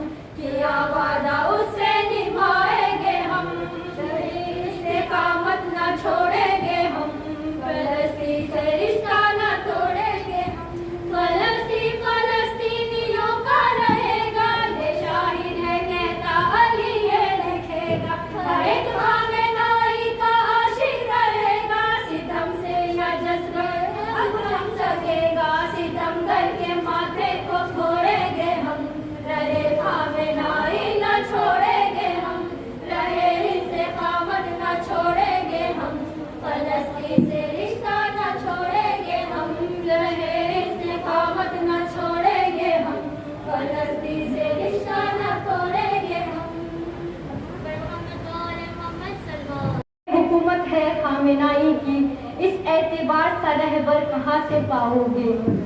ہزاروں دلوں پہ حکومت ہے خامنائی کی, اس اعتبار سا رہبر کہاں سے پاؤ گے. ہزاروں باطل اور یہودی لائے ہیں مگر, ہزاروں باطل اور یہودی ہے تم نے مگر, ایک سید علی خامنائی سا رہبر کہاں سے پاؤ گے. شہید کی جماعت ہے وہ کون سی حیات ہے, شہید کی جماعت ہے وہ کون سی حیات ہے, شہید کی جماعت ہے وہ کون سی حیات ہے, جو خون رگوں میں بہتا ہے وہ خامنائی کہتا ہے, جو خون رگوں میں بہتا ہے وہ خامنائی کہتا ہے, جو خون رگوں میں سب مل کے بولیے. وہ خامنائی کہتا ہے, جو خون رگوں میں بہتا ہے وہ خامنائی.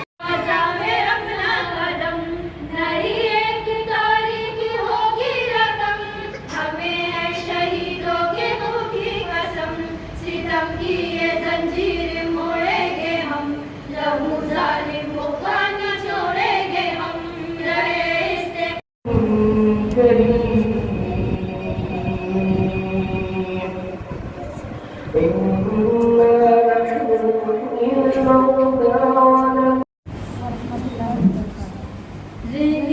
استقامت نہ چھوڑیں گے ہم, فلسطین سے رشتہ نہ توڑیں گے ہم, رہے استقامت نہ چھوڑیں گے ہم, فلسطین سے رشتہ نہ توڑیں گے ہم, رہے استقامت نہ چھوڑیں گے ہم, فلسطین سے رشتہ نہ توڑیں گے ہم.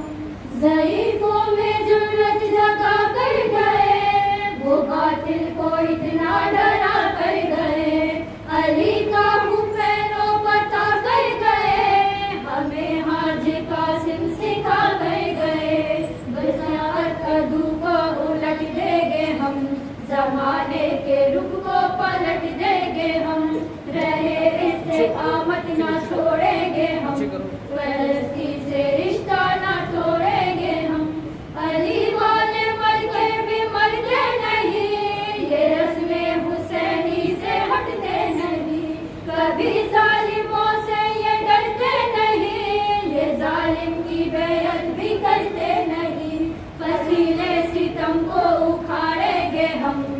बातिल को ऐसे पछाड़ेंगे हम, रहे इस्तिकामत न छोड़ेंगे हम, फलस्तीन से रिश्ता न तोड़ेंगे हम, लगाएंगे अक्सा पे हफ्ता आलम, जमाएंगे गाजा पे अपना कदम, नई एक तारीख होगी रकम, हमें है शहीदों के होगी कसम, सितम की ये जंजीर मोड़ेंगे हम, लहू जालिमों का न छोड़ेंगे हम, रहे इस्तिकामत न छोड़ेंगे हम, फलस्तीन से रिश्ता न तोड़ेंगे हम, ये तहरीर दुश्मन पे भारी रहे, ये इश्क शहादत भी तारी रहे, अदू पर हर एक ज़र्ब काली रहे, ये तहरीर रहबर की जारी रहे, जमाने से बातिल मिटाएंगे हम,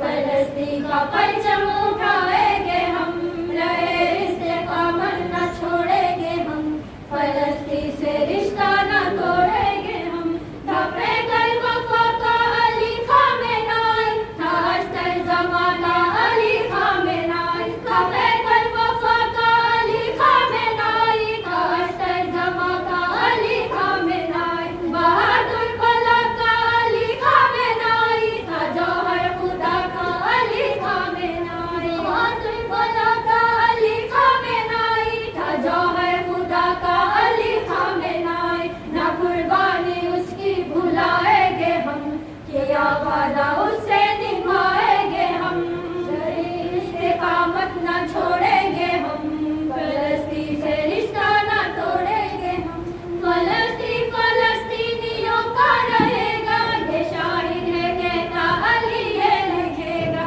हर एक खामेनाई का आशिक रहेगा, सितम से न जज्बा अब थम सकेगा, सितम करके माथे को फोड़ेंगे हम, रहे खामेनाई न छोड़ेंगे हम, रहे इस्तिकामत न छोड़ेंगे हम, फलस्तीन से रिश्ता न छोड़ेंगे हम, रहे इस्तिकामत न छोड़ेंगे हम, फलस्तीन से रिश्ता न तोड़ेंगे हम।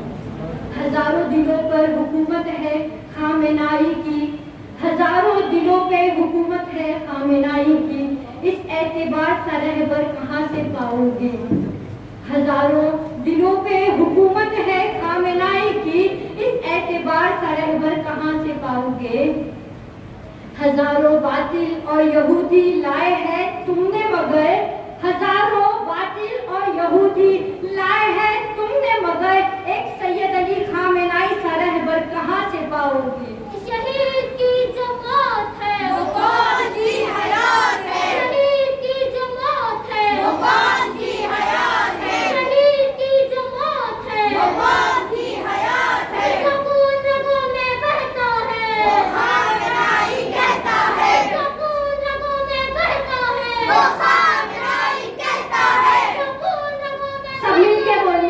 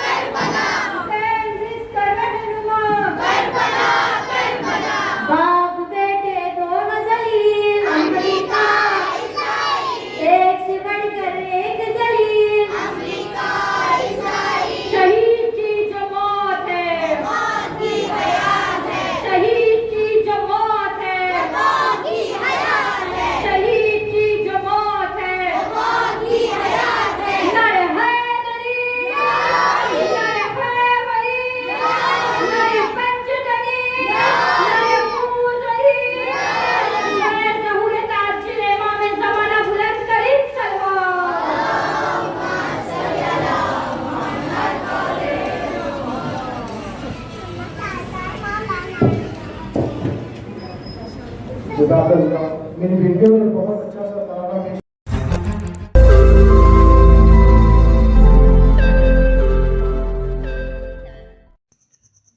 रोज़ नई खबरों को देखने के लिए हमारे औरंगाबाद समाचार चैनल को सब्सक्राइब कीजिए और नोटिफिकेशन पाने के लिए हमारे बेल आइकन को दबाइए ताकि हर खबर की नोटिफिकेशन आपको मिलती रहे।